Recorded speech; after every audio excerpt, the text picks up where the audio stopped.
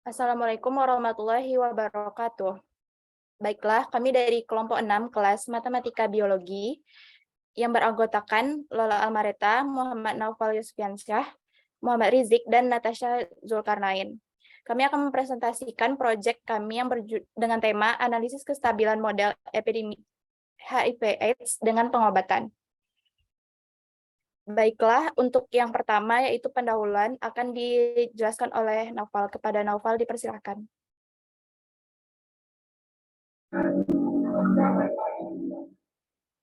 Baik, di pendahuluan ini kita akan membahas yang pertama itu latar belakang.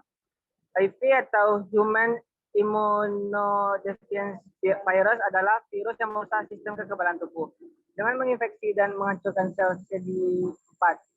Semakin banyak sel CD4 yang dihancurkan, kekebalan tubuh akan semakin lemah, sehingga rentan diserangi berbagai penyakit.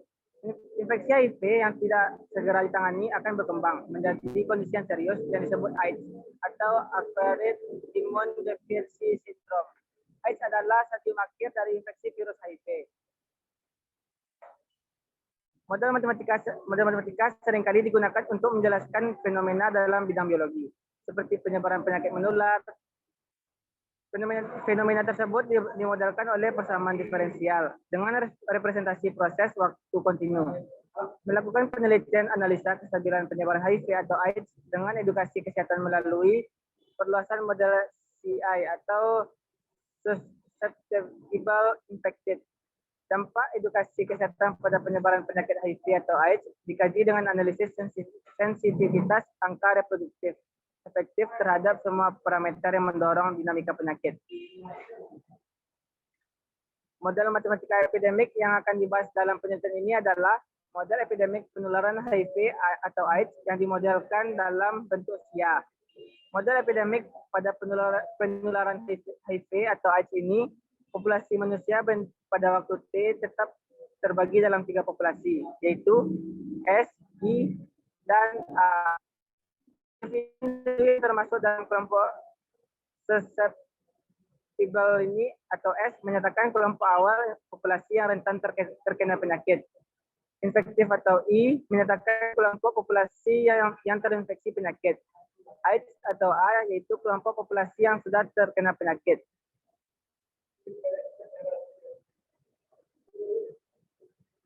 Masuk ke poin kedua yaitu rumusan masalah. Yang pertama, bagian model SIJA dalam penyebaran penyakit HIV atau AIDS dengan kelas treatment. Yang kedua, bagaimana analisis titik keseimbangannya. Yang ketiga itu tujuan. Untuk tujuan membangun model menganalisis dan menginterpretasikan simulasi model matematika ASIR untuk penyakit HIV atau AIDS dengan populasi yang masuk kelas HIV tahap awal dalam sistem memilih jalan menjalani treatment. Yang saya kembalikan kepada moderator. Baiklah, selanjutnya yaitu kajian teori yang akan disampaikan oleh Rizik. Kepada Rizik dipersilakan. Oke, baiklah. Terima kasih pada moderator. Saya akan melanjutkan materi yaitu tentang kajian teori. Yang pertama, HIV atau AIDS. HIV adalah virus yang merusak sistem kekebalan tubuh dengan menginfeksi dan menghancurkan sel CD4. Jika makin banyak sel CD4 yang hancur, daya tahan tubuh akan makin melemah sehingga rentan diserang berbagai penyakit. HIV yang tidak segera ditangani akan berkembang menjadi kondisi yang serius yang disebut dengan AIDS. AIDS adalah stadium akhir dari infeksi HIV. Pada tahap ini, kemampuan tubuh untuk melawan infeksi sudah hilang sepenuhnya. HIV adalah penyakit seumur hidup. Dengan kata lain, virus HIV akan menetap di dalam tubuh penderita seumur hidupnya. Meski belum ada metode pengobatan untuk mengatasi HIV, tetapi ada obat yang bisa memperlambat perkembangan penyakit ini dan dapat meningkatkan harapan hidup penderita. Selanjutnya, kita akan masuk ke gejala HIV dan AIDS. Kebanyakan penderita mengalami flu ringan pada 2-6 minggu setelah terinfeksi HIV. Flu bisa disertai dengan gejala lain dapat bertahan selama 1-2 minggu. Setelah flu membaik, Gejala lain mungkin tidak akan terlihat selama bertahun-tahun, meski virus HIV terus merusak kekebalan tubuh penderitanya, sampai HIV berkembang ke stadium lanjut menjadi AIDS. Selanjutnya, penyebab dan faktor risiko HIV dan AIDS. Penyakit HIV disebabkan oleh human immunodeficiency virus atau HIV. Sesuai dengan nama penyakitnya, bila tidak diobati, HIV dapat makin memburuk dan berkembang menjadi AIDS. Pada kebanyakan kasus, seseorang baru mengetahui bahwa dirinya terserang HIV setelah memeriksakan dirinya ke dokter akibat terkena penyakit parah yang disebabkan oleh melemahnya daya tahan tubuh. Penyakit parah yang dimaksud antara lain contohnya itu diare kronis, pneumonia, atau toksoplasmosis otak. Selanjutnya, beberapa faktor yang dapat meningkatkan risiko penularan adalah sebagai berikut. Yang pertama, berhubungan seksual dengan berganti-ganti pasangan dan tanpa menggunakan pengaman. Yang kedua, menggunakan jarum suntik bersama-sama. Yang ketiga, melakukan pekerjaan yang melibatkan kontak dengan cairan tubuh manusia tanpa menggunakan alat pengaman diri yang cukup. Dan yang keempat, lakukan konsultasi ke dokter bila Anda menduga telah terpapar HIV melalui cara-cara di atas, terutama jika mengalami gejala flu dalam kurun waktu 2-6 minggu setelahnya. Selanjutnya di kajian teori kita membahas tentang pemodelan matematika. Model matematika tentang penyakit HIV/AIDS dikembangkan oleh Kia et al. Pada tahun 2012 yang pada jurnalnya menjelaskan tentang model SIR pada penyakit HIV/AIDS dengan melihat probabilitas masing-masing variabel. Pengembangan model dinamika SIA menjadi model SIAD pada pembahasan ini, yaitu dengan membagi kelas populasi manusia, di mana kelas infected dibagi menjadi kelas populasi infected 1 dan kelas populasi infected 2, di mana kelas populasi infected 1 ini adalah kelas populasi yang positif HIV tahap awal. Kemudian kelas populasi infected 2 adalah kelas populasi yang menjadi HIV tahap lanjut atau disebut dengan pre-AIDS. Model epidemik SIR yaitu mencakupi susceptible, infective, dan recover.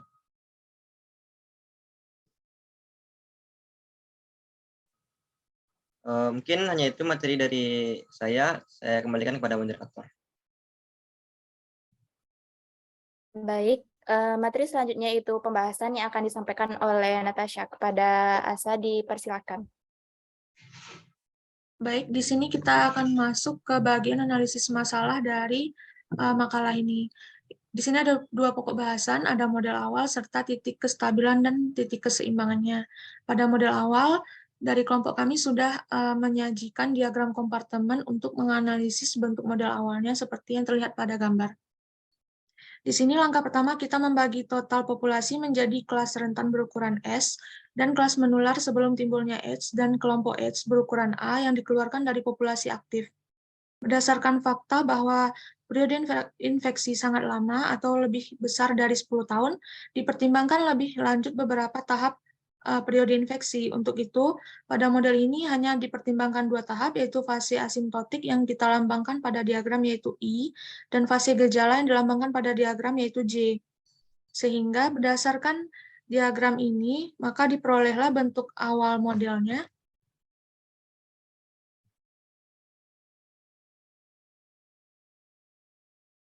yaitu seperti berikut, DSDT sama dengan μK dikurang C beta dikali I ditambah BJ kali S dikurang μS, DIDT sama dengan C beta dikali 1 ditambah BJ dikali S dikurang mu ditambah K1 dikali I ditambah alpha J, kemudian DJ per DT sama dengan K1I dikurang mu ditambah K2 tambah alpha dikali J, dan DA per DT sama dengan K2J dikurang mu ditambah D dikali A. Di mana untuk μK itu sendiri ialah laju rekrutmen populasi, kemudian mu merupakan jumlah konstanta laju kematian, C itu ialah jumlah rata-rata kontak individu per satuan waktu, beta dan B beta yaitu probabilitas penularan penyakit per kontak oleh infektif pada tahap pertama dan juga tahap kedua, Kemudian ada K1 dan K2, yaitu konstanta laju transfer dari fase I tanpa gejala ke fase J, dan dari fase asimptotik ke kasus AIDS. Kemudian ada alfa, yaitu angka pengobatan dari fase J simptomatik ke fase I tanpa gejala. Kemudian ada D, yaitu angka kematian terkait penyakit dari kasus AIDS. Karena dari persamaan 21 tadi tidak muncul dalam 3 persamaan pertama, maka dalam analisis selanjutnya kita hanya mempertimbangkan subsistem dari persamaan 22 yang dilihat pada layar seperti berikut. Dan berdasarkan persamaan tersebut pula, maka kita peroleh S tambah I tambah J aksen sama dengan mu K dikurang mu dikali S tambah I tambah J dikurang K2 kali J, di mana persamaan tersebut lebih kecil dari mu dikali K dikurangi S ditambah I ditambah J. Dengan demikian, daerah layak untuk persamaan 22 tersebut ialah persamaan torsi sama dengan himpunan SIJ, di mana S ditambah I ditambah J itu kecil dan sama dari K, dan S besar dari 0, I besar sama 0, dan J besar sama 0. Berikutnya kita akan bahas matriks Jacobiannya. Matriks Jacobian dari Fx dan Vx pada keseimbangan bebas penyakit N0 berturut-turut ialah dF dikali N0 sama dengan matriks F0, 0, 0, lalu dV E0 sama dengan matriks V0 C beta K, C beta BK, di mana nilai F-nya seperti yang dilihat pada layar. Lalu FV inverse-nya adalah matriks generasi berikutnya dari persamaan 22 tadi. Oleh karena itu, jari-jari spektral dari matriks FV inverse-nya adalah seperti pada persamaan 24, dan berdasarkan teorema, bilangan reproduksi dasar yang diperoleh dari penjelasan tadi ialah seperti yang kita lihat pada persamaan 25. Berikutnya, kita akan bahas titik equilibrium dan kestabilan dari model penyebaran penyakit HIV/AIDS ini. Yang pertama, titik equilibriumnya ialah persamaan dari S bintang, kemudian persamaan dari I bintang, dan juga J bintang yang terlihat pada layar. Lalu pada kesetimbangan N0 dengan titik equilibrium K, 0,0, kita memperoleh persamaan karakteristik tentang N0 seperti yang terlihat pada persamaan bagian bawah. Berikutnya kita akan bahas tentang pembentukan grafik dari titik kestabilan dan kesetimbangannya. Di sini ada lambda kuadrat ditambah A1 lambda ditambah A2 sama dengan 0, dengan syarat jika R0 yang kita peroleh tadi lebih kecil dari 1, maka mu ditambah K1 dikali mu tambah K2 ditambah alfa mu dikurang C beta K kali mu ditambah K2 tambah alfa tambah BK2 itu lebih besar dari 0. Jadi dari persamaan 34 kita akan memiliki A2 itu besar dari 0 sehingga diperoleh persamaan seperti yang persamaan di bawah. Sehingga jika A1-nya besar dari 0 dan semua akar dari persamaan 33 tadi memiliki nilai real negatif, jika dan hanya jika R0-nya kecil dari 1, jadi N0-nya stabil asimptotik lokal untuk R0 kecil dari 1. Jika R0 sama dengan 1, maka satu nilai agent dari persamaan 31 adalah 0 dan juga sederhana. Namun jika R0-nya besar dari 1, persamaan karakteristik dari persamaan 31 memiliki nilai agent positif, jadi N0 dengan demikian tidak stabil dengan dim W pangkat S N0 sama dengan 2 dan M W pangkat U-nya dikali N0 sama dengan 1. Berikut contoh penerapannya pada grafik. Pada grafik itu ialah simulasi dari percobaan variasi nilai S, I, dan J dengan waktu untuk nilai parameternya itu dimasukkan nilai parameter K-nya itu 120, kemudian beta 1-nya 0,0005, untuk nilai B-nya 0,3, dan mu-nya 0,02, untuk nilai C-nya 3, untuk nilai K1-nya sama dengan 0,01, untuk nilai K2-nya 0,02, untuk alfanya 0,01 ketika nilai R0-nya sama dengan 6,814286. Berikutnya model yang akan dibahas yaitu model dengan waktu tunda. Di sini ada 3 model. Ada model DST per DT, DIT per DT, dan DJT per DT dengan nilai awal S0-nya sama dengan 0, I0-nya sama dengan 0, dan J0-nya sama dengan J0. Untuk θ-nya anggota dari min torsi, 0. Dengan N0 tidak stabil untuk torsi besar dari 0 dan R0-nya besar dari 1. Efek dari penundaan waktu pada stabilitas kesetimbangan yang terinfeksi secara endemik ialah seperti yang terlihat pada persamaan. Lalu, semisalkan lambda dari N torsi ditambah I dikali dengan omega torsi, di mana omega besar dari 0 menjadi nilai eigen dari persamaan karakteristik, di mana N torsi dan omega torsi bergantung pada penundaan torsi sejak kesetimbangan endemik pangkat bintang model OD stabil, itu mengikuti N0 kecil dari 0 ketika torsi sama dengan 0. Sehingga secara kontinuitas, jika torsinya besar dari 0 cukup kecil, kita masih punya N torsinya itu kecil dari 0 dan pangkat bintangnya itu masih stabil. Berikutnya, jika kita memisahkan bagian nyata dan imajiner, maka kita akan memiliki persamaan seperti berikut. Lalu dengan menjumlahkan kuadrat dari kedua persamaan itu, kita akan memperoleh persamaan seperti yang terlihat pada layar. Sehingga kita mempunyai persamaan GU sama dengan U pangkat 3 ditambah gamma 1U kuadrat tambah gamma 2U ditambah gamma 3 sama dengan 0. Berikut contoh penerapan model dengan waktu tunda pada grafik. Di sini ada disajikan dua grafik, di mana untuk grafik pertama itu merupakan variasi I dengan waktu tunda yang berbeda, di mana nilai parameter lainnya itu sama dengan nilai parameter yang digunakan pada model awal virus HIV tadi, yaitu nilai K-nya 120, betanya 0,0005, nilai B-nya 0,3, kemudian mu-nya 0,02, C-nya 3, K1-nya sama dengan 0,01, K2-nya 0,02, alfa 0,01 dengan R0 6,814286. Kemudian untuk gambar kedua, itu merupakan variasi I dan J dengan parameter waktu tundanya dengan nilai torsinya sama dengan 0, di mana torsinya itu kecil dari torsi N pangkat bintang, dan torsinya itu besar dari torsi N pangkat bintang, di mana nilai parameter lainnya itu yang digunakan ialah nilai K 120, beta 1-nya diturunkan menjadi 0,0003, nilai B-nya 0,3, mu-nya 0,02,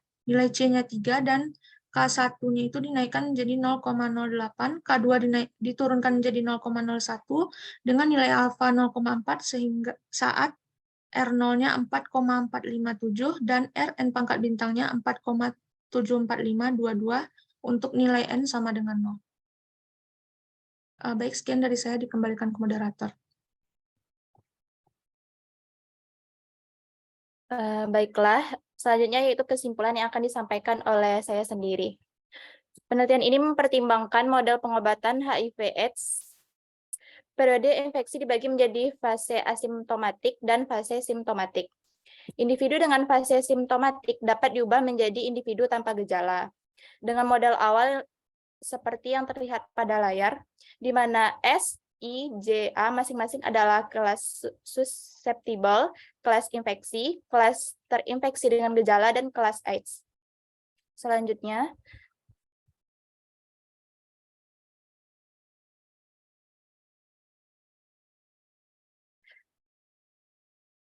perilaku dinamika model pengobatan OD dapat ditentukan oleh bilangan reproduksi dasarnya, yaitu jika bilangan reproduksi dasar kecil atau sama dengan 1, kesetimbangan bebas penyakit stabil secara global. Jika bilangan reproduksi dasarnya besar dari 1, penyakit tetap ada dan kesetimbangan endemik yang unik stabil secara global tanpa kendala. Untuk menjelaskan pengobatan dapat menyebabkan penyakit bertahan atau penyakit mati tergantung pada nilai parameter.